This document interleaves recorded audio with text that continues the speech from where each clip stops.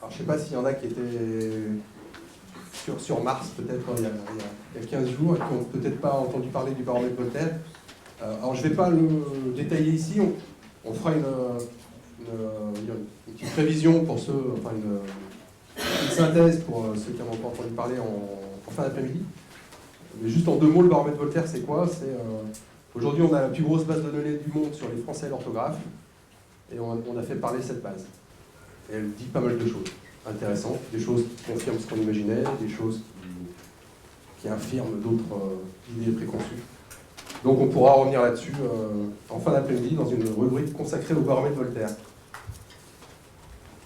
Et puis cette année, le projet Voltaire a reçu le prix Excellence Learning. En toute humilité, donc le produit e-learning, ça c'est pas moi qui le dis, e-learning, donc apprentissage en ligne, le meilleur produit d'Europe, par l'EFEP.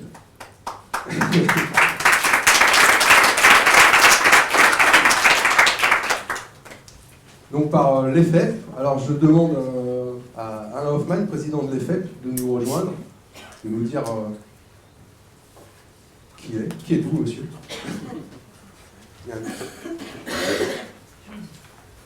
Bonjour. Bonjour. Donc vous êtes le président de l'EFEP. Oui, on peut se tutoyer quand même, Pascal. Merci de m'avoir invité. Donc tu es le président de l'EFEP. Tout à fait. Qu'est-ce que l'EFEP? Alors je vais vous présenter très rapidement comment on est venu à créer cette fondation. Donc c'est en bon français European Foundation for E-Learning Projects. Bon, malheureusement pour le moment ça fonctionne encore un peu mieux en anglais qu'en français. Donc vous aurez tous compris, donc c'est la fondation européenne pour des projets e-learning. On a créé cette fondation il y a quelques années avec un groupe de collègues qui sommes tous, on est tous dans des projets e-learning depuis 2000 en gros. À partir de 2000, on s'est regroupé à plusieurs enseignants. On a créé pour le ministère de l'Éducation nationale du Luxembourg, à l'époque la fondation n'existait pas encore, une plateforme pédagogique pour tous les élèves et tous les professeurs du Luxembourg. Ensuite, en 2005, j'ai été chargé de créer une plateforme e-learning qui s'appelle e-bac. Et le but, c'était de préparer des élèves ou des apprenants entre 16 et 99 ans aux épreuves du bac. C'est-à-dire, en gros, on offre des cours à distance, partiellement en mode distanciel, partiellement en mode présentiel. Les années de 3e, 2e, première au Luxembourg, donc c'est 2e, première et terminale en France. Et ensuite, ils vont faire le bac dans un lycée traditionnel. Et donc il y avait quand même une relative effervescence au niveau des nouvelles technologies au sein du ministère de l'Éducation nationale du Luxembourg. Ça a généré beaucoup d'enthousiasme auprès des élèves. Et à partir de 2012, en gros, le soufflet est retombé, ça n'intéressait plus personne et on n'arrivait plus à faire avancer nos projets. Donc on a décidé, avec une demi-douzaine de personnes, de créer cette fondation pour redonner une nouvelle dynamique et justement pour faire quelque chose qui est très important, étant donné que les écoles et les ministères sont de plus en plus démarchés par des entreprises comme Projet Voltaire par exemple, pour leur offrir des parcours e-learning. Et au niveau de ces parcours e-learning, il y a le meilleur et le pire. C'est-à-dire il y a des parcours qui sont vraiment excellents, comme c'est le cas du Projet Voltaire, mais il y en a d'autres qui, techniquement, ça a l'air, c'est très beau, il y a des avatars qui bougent à gauche et à droite, mais en fin de compte, c'est-à-dire la réelle valeur ajoutée pédagogique et didactique, elle n'y est pas. Sauf que les gens dans les ministères et dans les lycées qui sont en charge de ces dossiers ou qui ont les signatures nécessaires ne sont pas toujours les personnes les plus compétentes. Donc on s'est dit qu'il fallait créer une fondation qui puisse justement conseiller les ministères, conseiller les lycées, faire en fait l'audit de projets e-learning. Et donc on a créé cette fondation et on fait l'analyse de projets e-learning et on a aussi créé un label de qualité. Et le label de qualité, il s'appelle Excellence Learning, où on recherche vraiment les exemples de bonnes pratiques pour les mettre en exergue. Et c'est comme ça qu'on a découvert le projet Voltaire. Au Luxembourg, je l'ai mis en place d'abord dans notre plateforme e-learning et dans un lycée traditionnel. Je l'ai testé dans mes 2 classes avec mes élèves. Et on s'est rendu compte, donc vraiment avant de remettre le label, etc., il y a vraiment eu une mise en pratique sur le terrain et on s'est rendu compte que ça fonctionne très très très bien. Parce que, bon, vous l'avez vu, je vais pas vous êtes ici parce que vous connaissez le projet Voltaire, donc je ne vais pas vous décrire le projet Voltaire, mais les éléments de game-based learning, c'est-à-dire l'apprentissage par le jeu, ils se trouvent dans le projet Voltaire, mais à dose homéopathique pour que ça fasse sens. Et donc c'est bien, c'est-à-dire ça ne prend pas trop de place. En plus, nous avons un parcours d'apprentissage qui est vraiment, comment dire, taillé sur mesure pour chaque élève, dû au pré-test. Et ça, c'est quelque chose de très important, parce que nous avons eu des plateformes e-learning d'apprentissage pour la grammaire et l'orthographe avant. On en a créé nous-mêmes au Luxembourg, au sein du ministère de l'Éducation nationale, avec des exerciceurs qui vont très très loin. Sauf qu'il n'y avait pas de pré-test et il n'y avait pas de parcours individuel de formation. Et ça aussi, c'est un des points forts du projet Voltaire. Et puis finalement, cerise sur le gâteau, une fois que l'élève a fait son parcours, une fois qu'il a collectionné ses étoiles et qu'il a vu en fait son parcours vraiment s'étoffer peu à peu, la cerise sur le gâteau, c'est forcément de pouvoir participer au certificat et d'avoir un diplôme pour valider ses connaissances. Et donc, il y a très peu de projets e-learning actuellement qui proposent une aussi large palette de services, en gros, et qui génèrent une telle motivation auprès des élèves. Et c'est pour ça donc qu'on a décidé, au sein de notre fondation, donc d'inviter Pascal au Luxembourg et de remettre au projet Voltaire le label de qualité Excellence Learning, qui, je crois, est très très très largement mérité.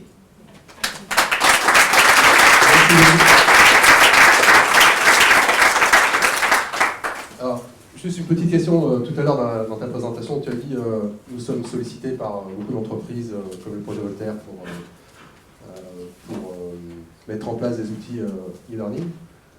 Est-ce que le projet Voltaire vous a sollicité? Non, nous on n'a pas été sollicités. Nous on a sollicité le projet Voltaire. Ouais, c'est-à-dire, non, parce qu'en fait, nous on avait créé un exerciceur qui va très loin. Par exemple, les élèves ont fait leurs tests avec des textes à trous, des choix multiples, etc. Et une fois que les tests étaient terminés, ce qui était très intéressant pour les professeurs, si jamais il y a des enseignants ici dans la salle, ils seront appréciés. Une fois que le test était terminé, l'enseignant avait pour chaque élève non seulement la note, mais aussi une fiche PDF avec le corrigé modèle pour cet élève-là, avec l'analyse de ses fautes.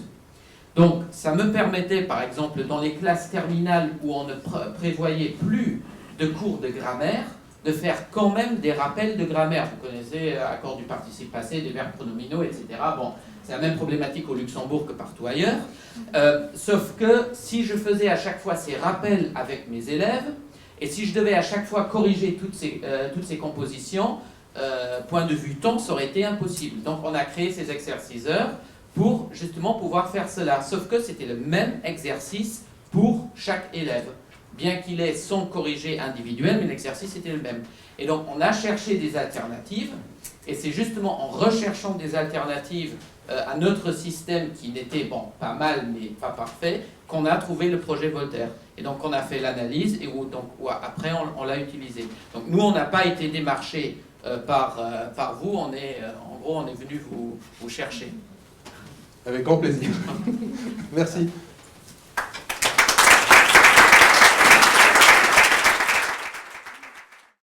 Alors, quelques chiffres. Alors, je commence et puis après Allez, vas-y. Donc, des chiffres publics, que vous devez connaître, 2 millions d'utilisateurs.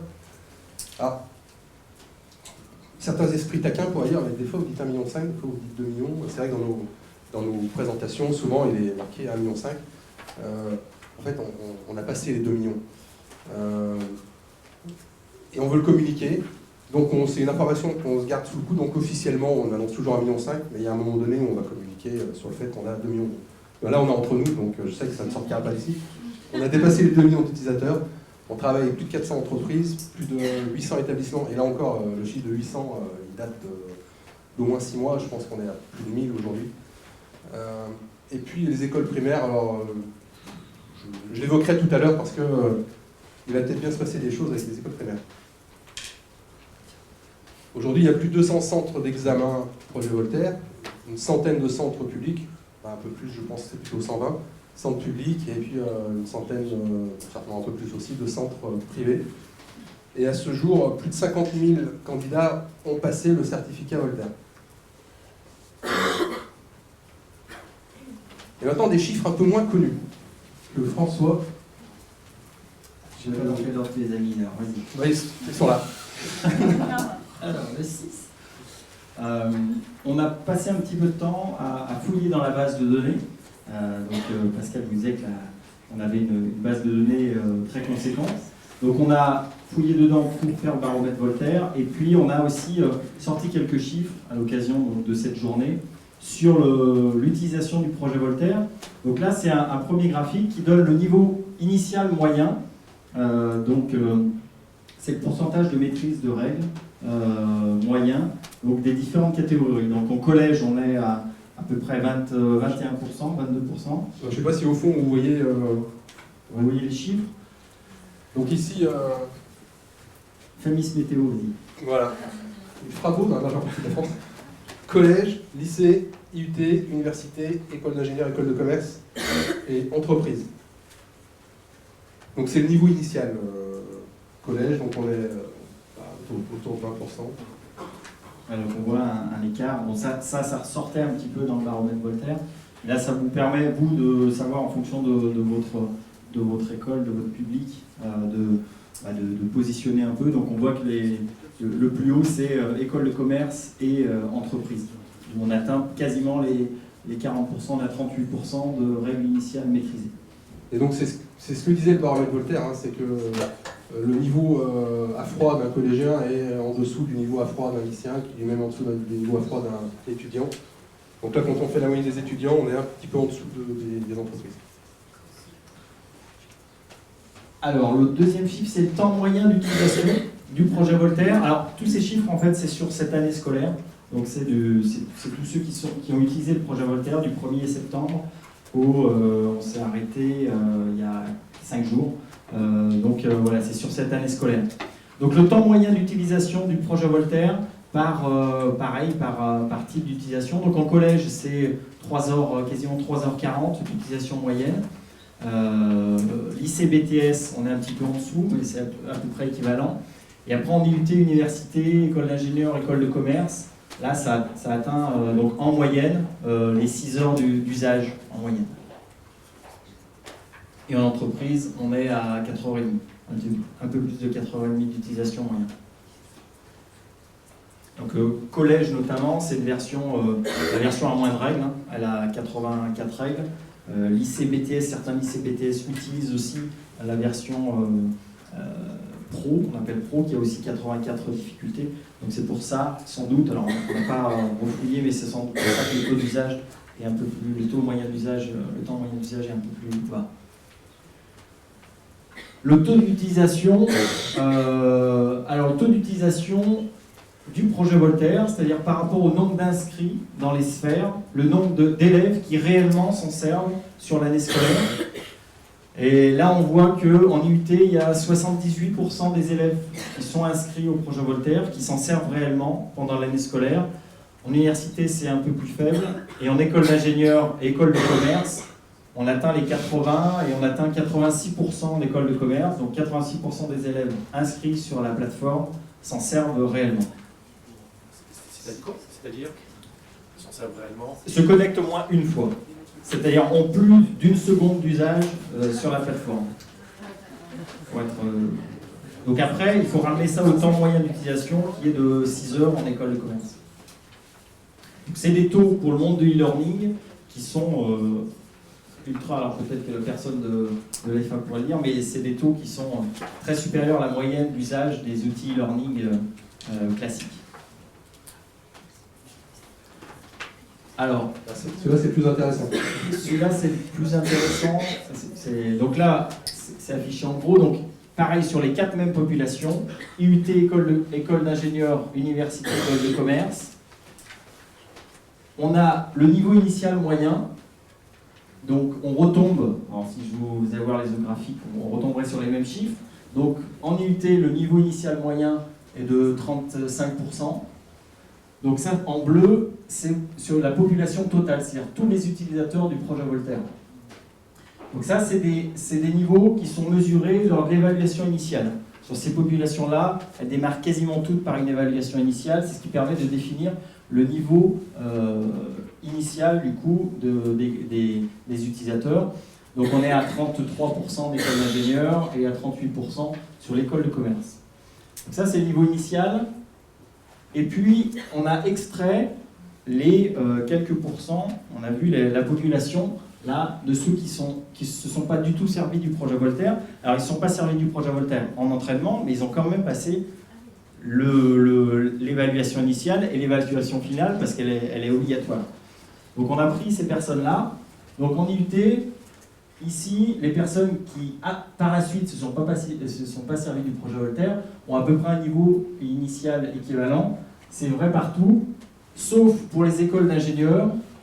Là, on pense qu'il y a une population, en fait, cette population-là, on va dire considère que l'orthographe, c'est vraiment quelque chose d'annexe et sont peu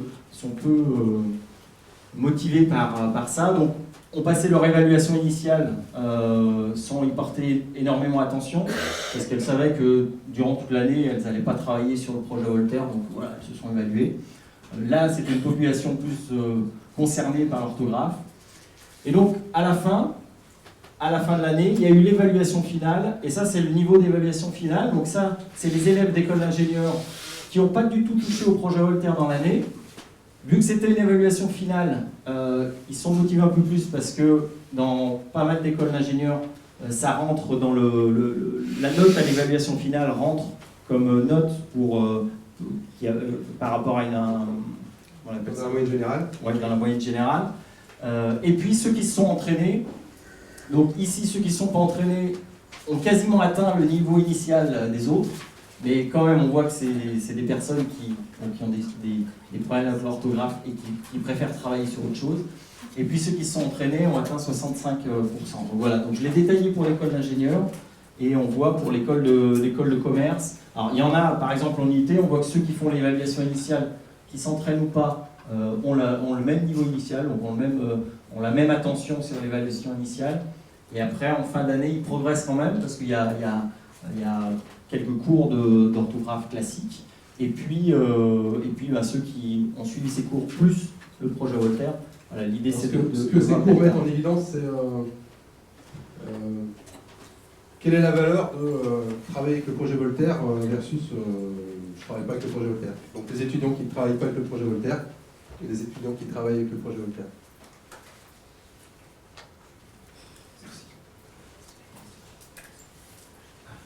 Alors, je vais vous poser une petite question. On a sorti un peu des chiffres un petit peu décalés qui sont moins sur le niveau. À votre avis, combien de réponses ont été données sur le projet Voltaire pendant l'année scolaire 2014-2015, donc du 1er septembre au, je crois que c'était le 24 juin. À votre avis, combien il y a eu de réponses? Donc combien de personnes ont cliqué sur la faute, en gros? Allez, donnez-moi un chiffre comme ça. Combien de réponses? Combien de personnes ont cliqué sur une faute pendant l'année scolaire? Non, combien ils cliquent sur une faute? Sur une phrase. Sur une phrase, en fait, on répondu à une phrase. Tout simplement, combien d'exercices ont été affichés par le projet Voltaire? Voilà. Pour l'application web, l'application mobile qui fonctionne en non connecté, on n'a pas de statistiques. C'est 2 millions fois... 2 millions fois 500 000. Alors 2 millions, on n'a pas eu 2 millions d'utilisateurs qui s'en sont servis sur cette année, c'est depuis le début du projet Voltaire. 200 000 réponses, ici. À votre avis? Allez, des chiffres. C'est plus, hein? C'est beaucoup plus. 5 millions, c'est beaucoup plus.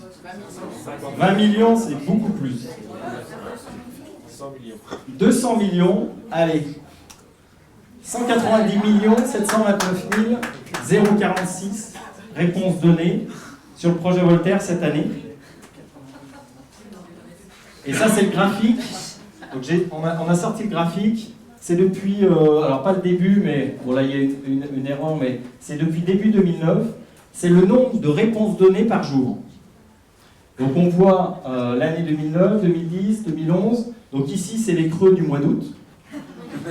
Et donc sur l'année de septembre 2014 à juin 2014, on voit qu'il y a des jours où on a dépassé 1 200 000 réponses qui ont été données.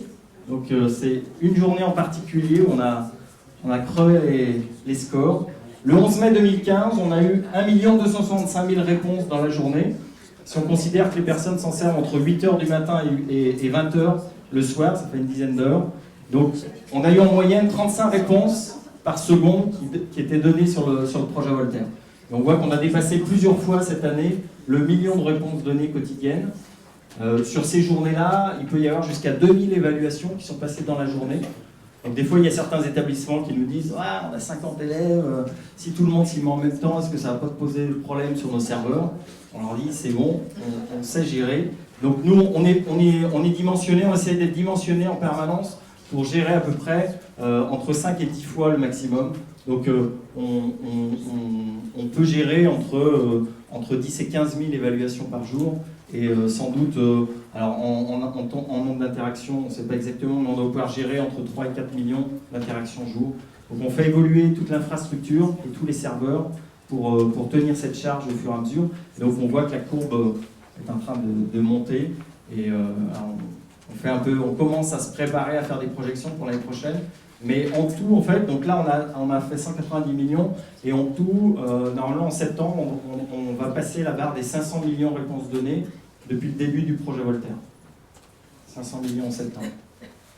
On est à 480 millions de réponses données. Et donc avec l'été, on va dire en octobre, on va atteindre les 500 millions de réponses données depuis le début du projet Voltaire. On va passer à la page littéraire. Notamment, il y a 2 ouvrages qui ont été créés, écrits par Sandrine Campès. Sandrine, est-ce que tu veux nous rejoindre?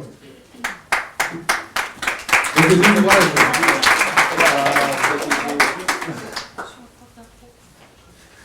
Les 2 ouvrages aux éditions de l'Opportun nous sont remis à l'instant. Donc il y a le jaune et le rouge. Donc il y en a qui auront le jaune, d'autres qui auront le rouge. Ça vous permettra un peu de vous chamailler. Le jaune, c'est 99 dessins pour ne plus faire de fautes. Là, on est sur l'orthographe lexicale. Et puis le rouge, donc, le bouquin jaune, en tout cas sur le web, a beaucoup fait parler de lui. Ça a beaucoup causé sur Twitter et sur Facebook. Il y a eu un très grand succès. Le rouge est plus récent, donc c'est Zéro faute grâce au cinéma. Il est sorti pour le Festival de Cannes. Donc Sandrine Campès, que vous avez aperçu tout à l'heure, parce qu'elle fait partie du comité d'experts du projet Voltaire. Pourquoi 99 dessins pour ne plus faire de faute? D'où vient l'idée et comment ça marche? Alors déjà, le point commun entre les 2 livres, c'est que c'est en quelque sorte des méthodes pour réviser les difficultés du français en s'amusant. Moi, c'est vraiment le côté ludique qui me plaît dans tout ça. Alors, avec 99 dessins, l'orthographe est mise en image, comme tu le disais. En fait, le livre propose des astuces visuelles.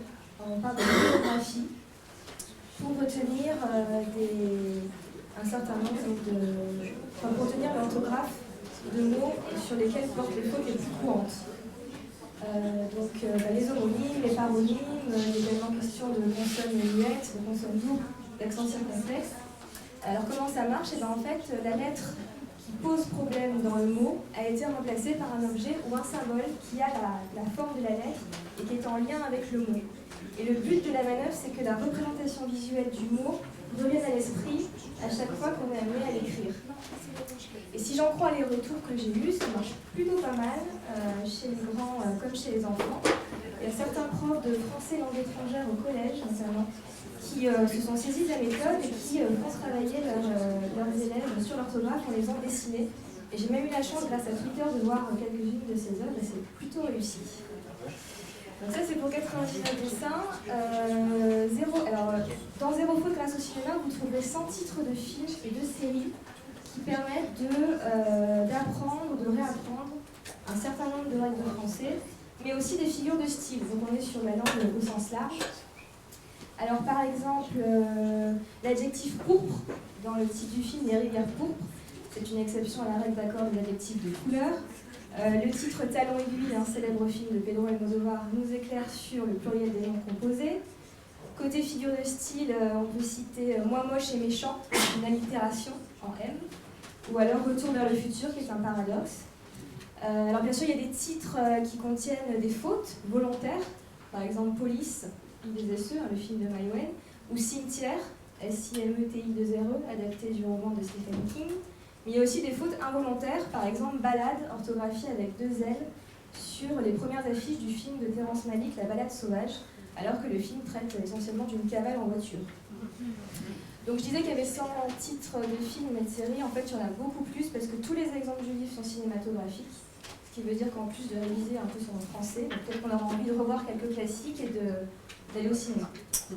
Voilà. Merci, super.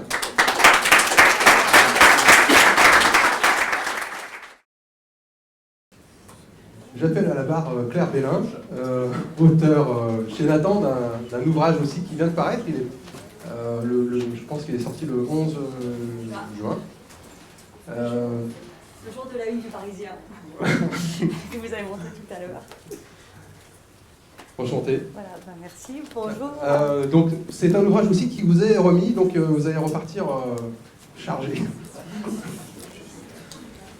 Alors, qu'est-ce que cet ouvrage? Alors, qu'est-ce que cet ouvrage? C'est d'abord un ouvrage pour le certificat Voltaire. C'était le projet de départ. Ça a été le projet qui nous a guidés. Mais assez rapidement, on s'est vraiment interrogé sur une véritable formation en orthographe, c'est-à-dire une véritable remédiation en orthographe pour les gens, comme disait quelqu'un tout à l'heure, de 16 à 99 ans.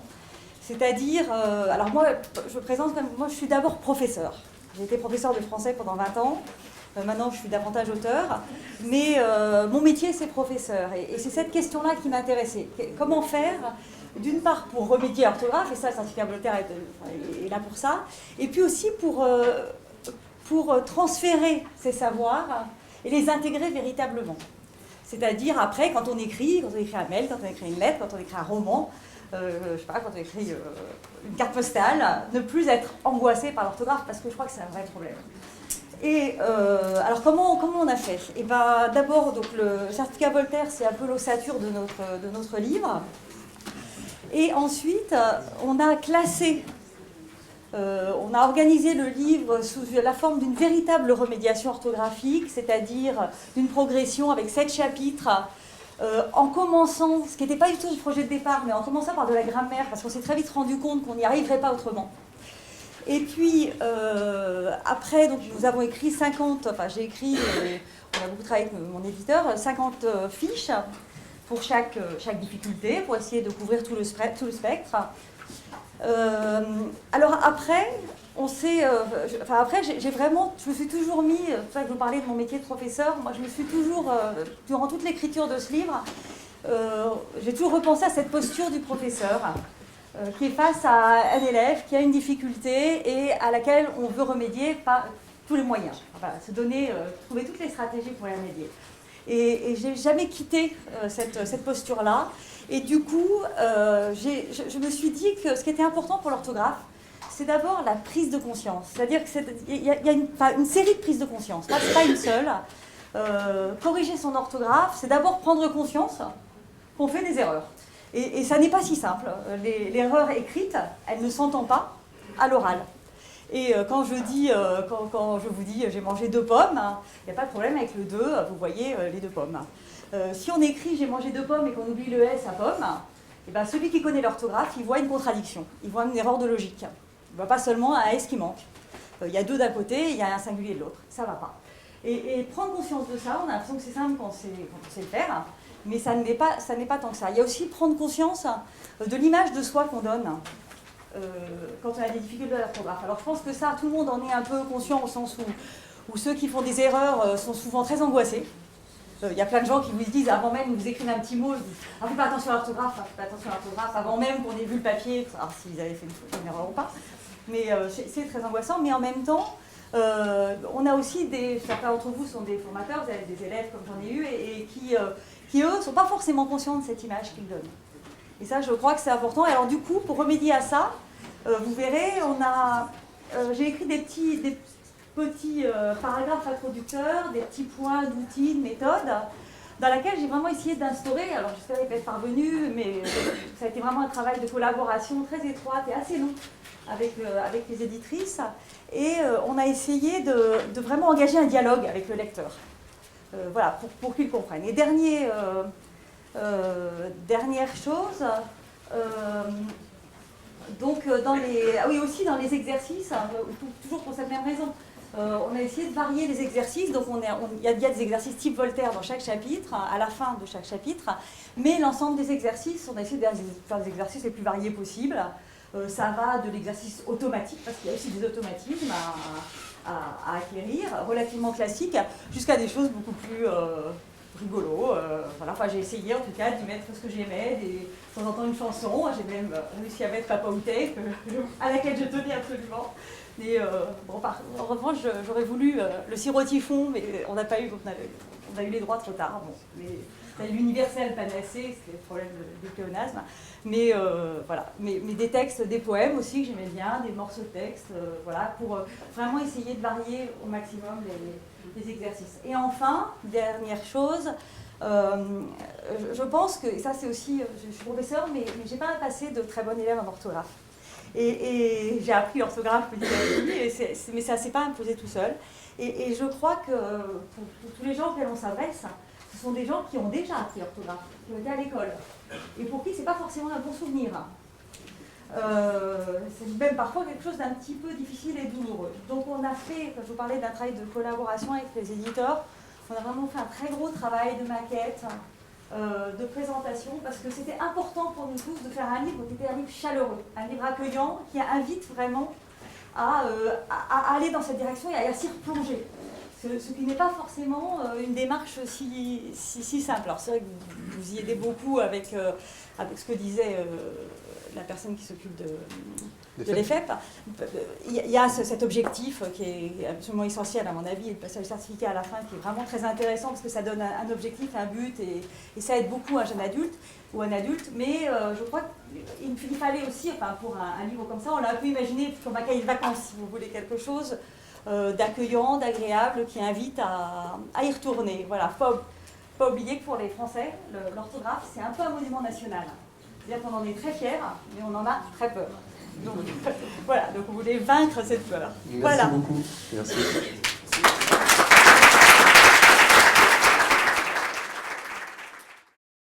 Le dernier, mais non des moindres, Julien Soulier, aux éditions L'Étudiant. Tu l'as reçu? Oui.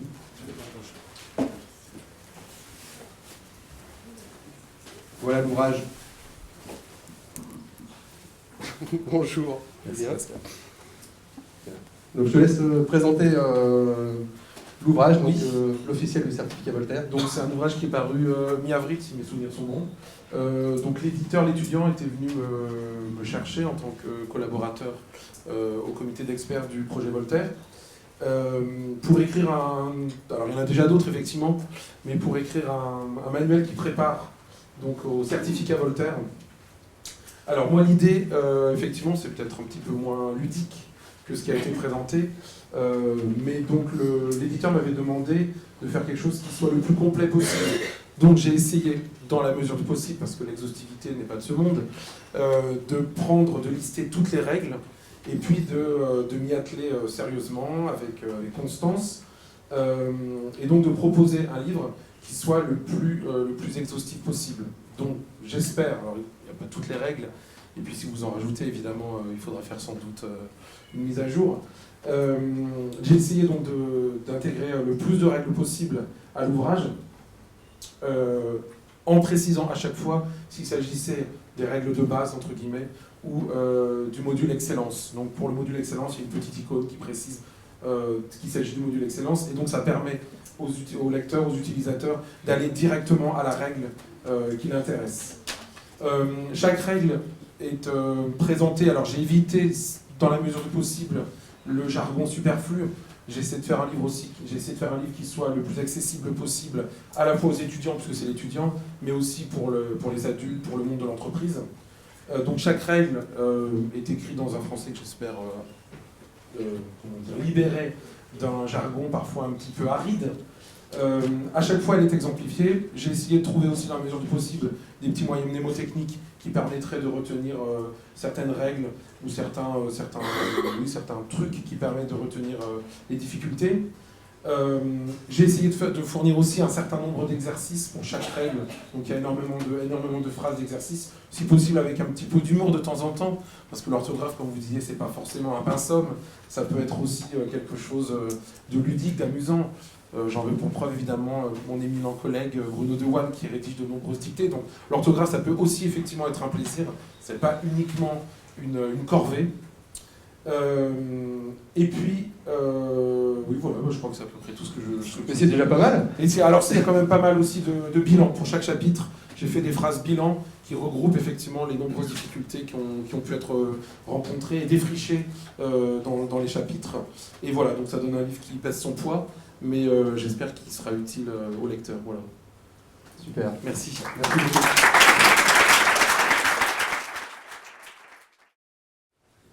Maintenant, on va parler de modules. Parce que dans le projet Voltaire, il y a des nouveaux modules. Et les modules assez pertinents, c'est sympa. Donc il y en a un qui est sorti il y a un an, je crois, presque un an. On l'avait évoqué l'année dernière, Ibellule Mail. Donc là, je ne vais pas trop m'attarder dessus, mais quand même, je le rappelle. Ibellule Mail, c'est un module qui permet de reconquérir ou de conquérir les bonnes pratiques de l'email professionnel. L'orthographe, c'est très important. Ce qu'on sait dans l'entreprise, c'est qu'aujourd'hui, l'outil de communication roi, c'est l'email. Et ça fuse dans tous les sens, tous les jours. On en reçoit des centaines, on en envoie des centaines. Et moi qui vous parle, je n'échappe pas à la règle. Et je pense que vous, ça doit être à peu près pareil. Donc écrire correctement dans un français correct, c'est bien, mais maîtriser les bonnes pratiques, c'est vachement bien. Parce que c'est confortable pour celui qui reçoit les emails. Et c'est vrai que souvent dans les emails qu'on reçoit, il y a des choses qui sont choquantes au-delà choquantes ou embêtantes. Si on en recevait 3 par jour, ça irait, mais à partir de 80, 100, il y a des choses qui deviennent énervantes.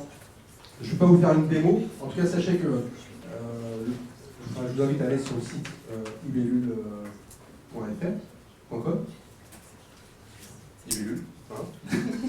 Les deux. Voilà, fr.com. Vous verrez, il y a une démo gratuite. Vous pouvez jouer avec. Mais là, par exemple, peut-être ceux qui sont loin, je ne sais pas s'ils voient bien. Et là, c'est un exemple. Le principe du Ibellule Mail, c'est un fonctionnement qui est très similaire à celui du projet Voltaire, à savoir qu'on est face à une situation. Dans le projet Voltaire, c'est une phrase. Dans Ibellule Mail, c'est un email.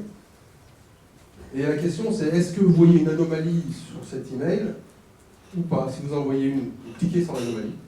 Si vous n'en voyez pas, vous cliquez sur le bouton Envoyer. Et là encore, on ne parle pas de faute d'orthographe, c'est autre chose. On est sur des bonnes pratiques. Par exemple, il pourrait ne pas y avoir d'objet ici. Quand on reçoit des mails sans objet, c'est toujours un peu embêtant. Là, c'est... Alors, je vous donne une indication. Il y a une anomalie. C'est destinataire. Et l'anomalie, là, ce sont les destinataires. C'est-à-dire qu'on écrit à Muriel, et puis en fait, dans le destinataire, on met la terre entière. Ce qui se pratique beaucoup dans l'administration, je ne sais pas, mais en tout cas, je peux vous dire qu'en entreprise, ça se pratique surtout dans les grosses boîtes. Ou s'ils ne sont pas en destinataire, ils sont en tout cas très nombreux en copie. Mais là, ouais, destinataire, quand on écrit à quelqu'un, on n'est pas à 50 personnes en destinataire. Donc c'est un exemple de bonnes pratiques. Il y a une cinquantaine de bonnes pratiques qui sont répertoriées et sur lesquelles on s'entraîne avec Ibellule Mail. Les fondamentaux campus. Alors là, vous en avez la primeur parce qu'on n'a encore pas annoncé. On a annoncé les fondamentaux, mais on n'a pas annoncé les fondamentaux campus. Qu'est-ce que c'est? C'est un module qui vient se positionner en amont du projet Voltaire tel qu'on le connaît, le projet Voltaire supérieur ou pro. Pourquoi? Parce qu'on s'est aperçu, et je pense que parmi vous, il y en a qui sont aussi conscients de ça, qu'il y a certaines populations pour qui le projet Voltaire tel qu'il existe est inaccessible. Parce qu'on lui parle de choses obscures. On parle de participe passé, l'adverbe, etc. Et pour beaucoup de gens, c'est très très obscur. Et donc il y a une nécessité, pour certaines personnes, en amont du projet Voltaire, de pouvoir se remettre à niveau sur les fondamentaux. Où est le sujet dans une phrase? Où est le verbe? Qu'est-ce qu'un adverbe? C'est quoi adverbe, adjectif? C'est pareil? C'est pas pareil? Non, c'est pas pareil. Donc les fondamentaux campus permettent de travailler sur ces fondamentaux et permettent d'accéder au projet Voltaire, projet Voltaire supérieur ou pro. Donc on va dire que c'est un SAS. Ce qu'on a annoncé en revanche, ce sont les fondamentaux.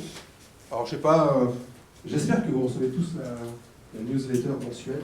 Tu vois, si vous ne la recevez pas, c'est vraiment dommage parce qu'elle est géniale. Comme je vous plains.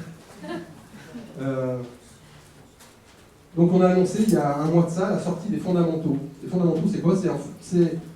Ça ressemble à ce que j'ai évoqué tout à l'heure, c'est-à-dire le campus, sauf que là on s'adresse à des enfants. Donc on est vraiment sur un champ lexical lié à l'enfance. Et le but avec les fondamentaux, c'est de proposer un outil aux écoles primaires. Alors je sais bien que dans la salle, a priori il n'y a pas d'école primaire, pour ça je ne vais pas m'attarder trop, mais juste quand même que vous soyez au courant, parce qu'il y a peut-être des collègues, peut-être des enfants. Donc c'est une version, et pourquoi on a fait ça? Parce que depuis des années, on est sollicité par les écoles primaires qui nous demandent le projet Voltaire. Et nous, on leur offre le projet Voltaire, tel que vous le connaissez, en leur disant, voilà, on a ça, mais on ne pense pas que ce soit adapté pour les enfants. Aujourd'hui, il y a des écoles primaires qui utilisent le projet Voltaire. Il y en a qui sont contents, enfin, c'est vrai que nous, on se demande comment... Enfin, il nous semble que l'approche du projet Voltaire telle qu'elle est, n'est pas adaptée à l'apprentissage. Le projet Voltaire tel qu'il existe est un outil curatif. Or, quand on est à l'école primaire et qu'on apprend la langue française, on n'est pas dans le curatif. Donc, c'est une autre pédagogie. Et les fondamentaux, c'est une autre pédagogie. Donc là aussi, il existe, pas du tout, non, je vais dire, il existera un site web à la rentrée qui permettra aux écoles primaires de prendre des fondamentaux. Et pour terminer là-dessus, on a envoyé un email donc, il y a un mois en disant, ben, voilà, si vous êtes une école primaire, si ça vous intéresse, faites-le signe. Et il y a 450 écoles primaires en France qui nous sollicitent pour pouvoir déployer le projet Voltaire fondamentaux. L'orthotypographie, c'est de loin le module que je préfère. Est-ce que tout le monde sait ce qu'est l'orthotypographie? Oui. Est-ce que certains ne savent pas ce qu'est l'orthotypographie? Normalement, si vous êtes sincère, normalement, la majorité ne savait pas ce que c'est. Enfin, j'espère. Eh bien, je ne vais pas vous le dire. Voilà. En fait, on va voir ça tout à l'heure. On verra ça cet après-midi. Tout ce que je peux vous dire, c'est que c'est presque l'orthographe. C'est pas l'orthographe. C'est très rigolo et on s'en sert tous les jours. Donc on verra ça tout à l'heure. Si ça, c'est pas du teasing. Et maintenant, Anne Jaïz. L'année dernière, vous avez parlé, on l'avait évoqué peut-être rapidement, je ne sais plus. Ouais. Il y a eu une intervention. Donc voilà, ça va être encore plus rapide. Le projet Voltaire existe maintenant dans une version arabe, dont le but, alors en fait, ça répond à un problème de la langue arabe qui est similaire au problème de la langue française, c'est-à-dire que, je ne sais pas si vous voyez un peu le truc, mais il y a plein de pays qui parlent l'arabe, mais chacun a un arabe un peu différent. Et il y a une ligne directrice qui est l'arabe littéraire, que chacun est censé écrire. Et par l'arabe littéraire, les différentes langues plus ou moins proches arabes se comprennent. Et sur cet arabe littéraire-là, et ben comme sur le français, il y a beaucoup d'essais-aller, beaucoup de fautes. Et donc, on travaille nous avec une société qui s'appelle Fictimed, spécialisée dans la linguistique arabe, qui développe notamment un Google en arabe. Et avec eux, on a mis au point un projet Voltaire arabe qui s'appelle Al-Jaïz, pour les personnes qui veulent s'améliorer en arabe. Donc, ce qui n'est pas mon cas, je suis assez nul en arabe. Mais si vous connaissez, si autour de vous, vous avez des collègues profs de langue arabe ou autre, voilà, sachez que ça existe. Al-Jaïz. Ça se traduit ou pas? Ça se traduit.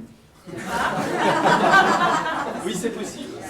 C'est possible. Et les arabes, Pascal, c'est pour les personnes qui ont l'arabe et la langue maternelle ou ça peut être des personnes qui apprennent l'arabe? Alors ça s'adresse à des personnes, en général des personnes dont l'arabe est la langue maternelle, ou alors des gens qui ont un très bon niveau en arabe, langue étrangère. Tout le logiciel, l'interface est 100% en arabe. C'est pas l'énoncé, il n'y a pas des français. Donc c'est tout en arabe. On voit qu'en fait, là c'est l'ergonomie, donc on a porté la version web et toutes les versions mobiles en arabe. On voit que l'ergonomie, tous les écrans sont inversés, la barre progression progresse dans l'autre sens, et tous les libellés de tous les boutons sont en arabe. Il semble que ça veut dire suivre, c'est ça? Oui, ça c'est sûr. J'ai quelques bases en arabe. Et en haut c'est marqué bravo dans le Ouais, c'est bravo. Voilà. Il y a différents programmes supérieurs, Aujourd'hui, il y en a un disponible, et là on est en train d'en concevoir, en fait il y en aura 3. Donc débutant, intermédiaire et excellence. par niveau. Par niveau. Et c'est quel niveau, s'il vous plaît, celui-ci? Alors là pour l'instant il y a un niveau classique qui est l'équivalent du niveau supérieur. ouais, c'est l'équivalent du supérieur. Et donc ils vont faire 3 niveaux, débutant qui est l'équivalent du collège, supérieur et excellence. Et d'ailleurs, l'outil est déjà disponible sur Android. Non? Ah Oui, donc il y a une application qui existe sur Android. Vous tapez Al-Jaïz sur Android, sur Windows Phone ou sur Apple et vous avez l'application. Donc tout à l'heure, on a vu quelque chose avec Lucas non-voyant. Comme je vous le disais, nous on travaille beaucoup sur l'accessibilité au travers de ce qu'on appelle mission handicap. Donc on a travaillé beaucoup sur une version accessible pour les malvoyants, pour les non-voyants, que ce soit pour le projet Voltaire ou pour le certificat Voltaire. Et je vous annonce qu'on va travailler, là on est en train d'amorcer des travaux pour proposer un projet Voltaire à destination des personnes sourdes. Alors, je ne sais pas si vous connaissez un petit peu le cas de personnes sourdes. Il faut savoir qu'apprendre le français, pour un sourd, c'est beaucoup plus compliqué, pour un sourd de naissance, c'est beaucoup plus compliqué que pour un aveugle. C'est à peu près du même tonneau que enseigner les couleurs à un aveugle. C'est très très compliqué. Et du coup, sur cette population-là, globalement, alors, je dirais il y a des exceptions, mais globalement, le niveau en français écrit est souvent très en dessous de la moyenne. Donc il y a des choses à faire. Donc nous on s'est rapproché de structures, on va dire un peu comme le CPRDV pour les malvoyants, on se rapproche de structures spécialisées dans le domaine pour essayer de proposer un projet Voltaire qui soit adapté à cette population. Et ensuite les dyslexiques. Donc les dyslexies reconnues comme un handicap. Là aussi, on sait hein, qu'avec le projet Voltaire, on ne va pas régler le problème de la dyslexie, mais rien ne nous empêche d'espérer permettre à des personnes dyslexiques de progresser en orthographe avec le projet Voltaire. Et pour ça, là encore, on se rapproche d'une structure spécialisée dans le domaine qui va vous présenter cet après-midi ce qu'elle fait. Et ce qu'elle fait est très très très intéressant. Et on souhaite intégrer ce qu'ils font dans le projet Voltaire dans les prochains mois. Sur les nouvelles récentes, donc le certificat Voltaire est reconnu au RNCP. Alors, pour beaucoup d'entre vous, c'est un peu du chinois, mais donc ça s'adresse aux entreprises. Pour les entreprises qui sont là, on sait ce que ça veut dire. Et je remercie l'UML pour son soutien dans cette démarche. Donc ça veut dire que le CPF qui remplace le DIF, eh bien le projet Voltaire, enfin le certificat Voltaire, est maintenant toute formation qui aboutit au certificat Voltaire est éligible au CPF, compte personnel de formation. Les réseaux sociaux, un petit mot pour dire que Sandrine Campès, que vous avez vu là, puis après là, puis là, elle rédige des articles sur notre blog, des articles qui sont toujours pertinents et drôles. sachez que vous pouvez vous abonner à une newsletter qui vous permet de recevoir tous les mois la liste de l'ensemble des textes rédigés par Sandrine Compez.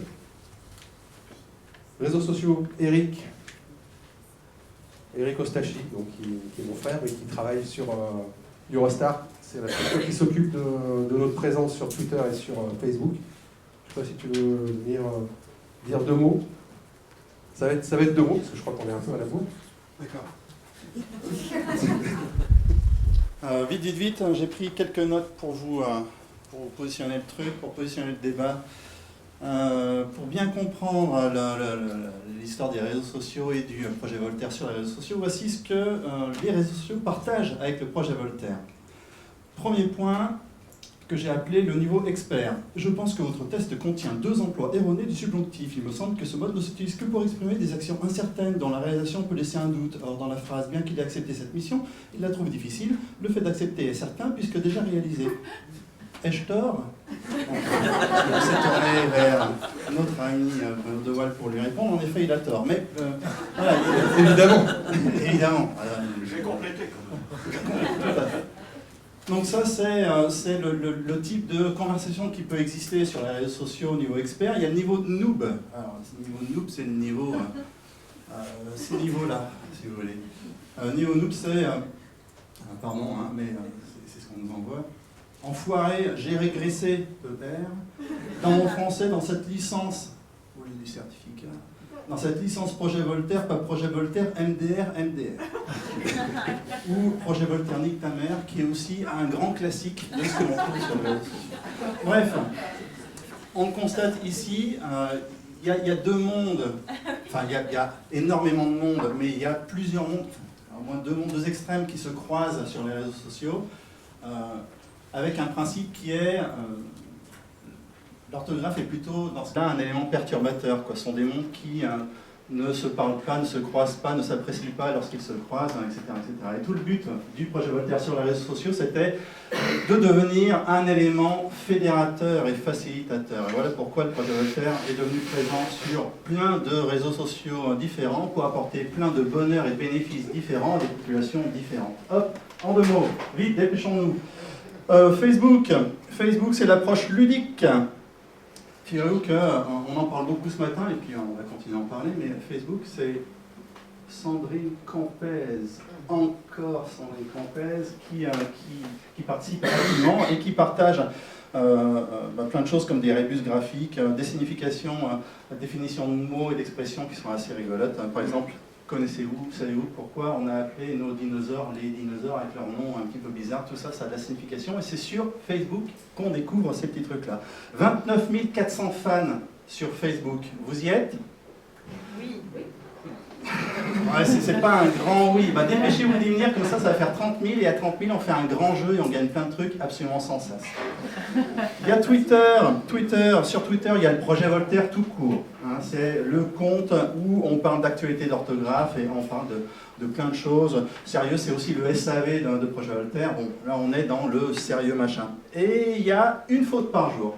Une faute par jour, c'est le moins sérieux. Une faute par jour, là c'est plutôt pour les personnes qui ont envie de montrer qu'elles connaissent des trucs sur l'orthographe et puis qu'elles acceptent de jouer avec leurs collègues de bureau ou de se mesurer à d'autres qui, tous les jours, vont également jouer à trouver cette faute dans la phrase du jour. Alors là, c'est Bruno de Waal qui, tous les jours, se fend d'une petite phrase sympathique liée à l'actualité, souvent drôle et toujours affreusement difficile en termes d'orthographe.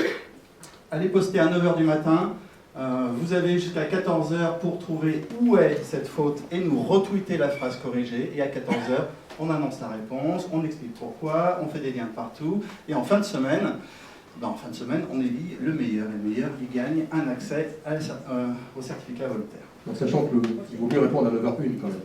En général, ceux qui gagnent, ils répondent avant 9h01. Ils mettent un peu plus d'une dizaine de secondes pour répondre, ce sont des grands malades. Et enfin, je terminerai par le forum Questions orthographe. Il est possible que vous n'en ayez jamais entendu parler, eh bien ça y est, vous en entendez parler, il est enfin là. Il vous suffit de taper dans un moteur de recherche question orthographe au singulier, et puis vous allez tomber sur cet endroit où les deux bords se rejoignent. Question orthographe, c'est l'endroit où ceux qui ne savent pas viennent poser des questions et où ceux qui savent viennent répondre aux questions posées par les autres. C'est un excellent moyen pour ceux qui, notamment, ont passé la certification Voltaire, ceux qui s'impliquent sur le secteur de l'orthographe, de valoriser leurs compétences, de se montrer. En l'occurrence, ceux qui répondent peuvent afficher également le score qu'ils ont eu au certificat Voltaire. Et puis tous les autres, ceux qui se demandent, en l'occurrence, là, j'ai ramassé les quelques dernières questions qui ont été posées. Avec l'histoire des Françaises, l'équipe féminine de football qui vient de se faire éliminer mais qui allait très loin dans le tournoi. Il y a quelqu'un qui a dit « Fier d'être bleu, nous sommes fiers d'être bleu, mince, bleu, je mets un S ou je mets pas de S ?» Paris, capitale, avec une majuscule, Brest, une majuscule. Mince, le Paris-Brest, là il n'y a plus de majuscule. Ah mais par contre, Côte-du-Rhône, là il y a une majuscule à Rhône. Mais expliquez-moi ça, pourquoi, comment? Bruno, quelle est la différence entre riche 1 et riche 2 et patati et patata? Si vous posez une question, posez-la au projet Voltaire si vous voulez, sur Twitter si vous voulez, mais on vous reroutera vers question orthographe en disant mais posez-la à tout le monde, ça intéressera tout le monde. Il y a de plus en plus de monde, il y a 630 personnes qui participent régulièrement, c'est absolument formidable et on vous attend. Voilà. Merci.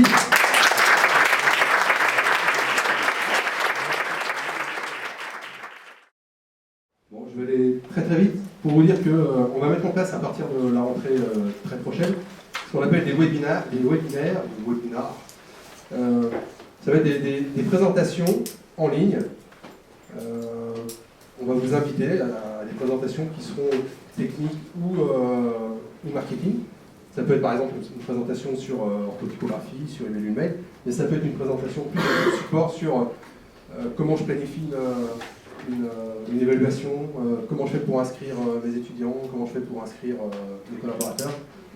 Donc on va vous inviter à des présentations régulières, et ce sont le principe du webinaire, c'est que tout le monde peut se connecter, s'inscrire, et puis on interagit. Donc quelqu'un présente, on pose des questions, on répond, enfin, tout ça se passe en ligne, c'est super bien, et ça permet d'éviter de... Comment ? C'est court. Et c'est court, voilà, on n'est pas obligé de se déplacer pour faire une journée de formation, ça va durer 20 minutes, une demi-heure, 40 minutes selon le thème. Et enfin, le club utilisateur.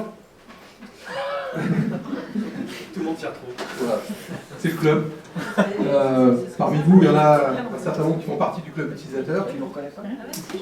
Et ce qu'on suggère, et c'est une question qui vous sera posée en fin de journée, vous aurez une petite enquête à laquelle on vous demandera de répondre. On suggère justement de mettre en place des webinaires spéciaux pour ce club utilisateur de partage d'expérience. Parce que c'est quelque chose que vous nous avez demandé par le passé, et on essaie de trouver le meilleur moyen de le faire de manière souple, simple, efficace. Et il nous semble que le webinaire peut être une bonne piste. Donc vous nous répondrez sur l'enquête pour savoir si c'est la bonne piste ou pas.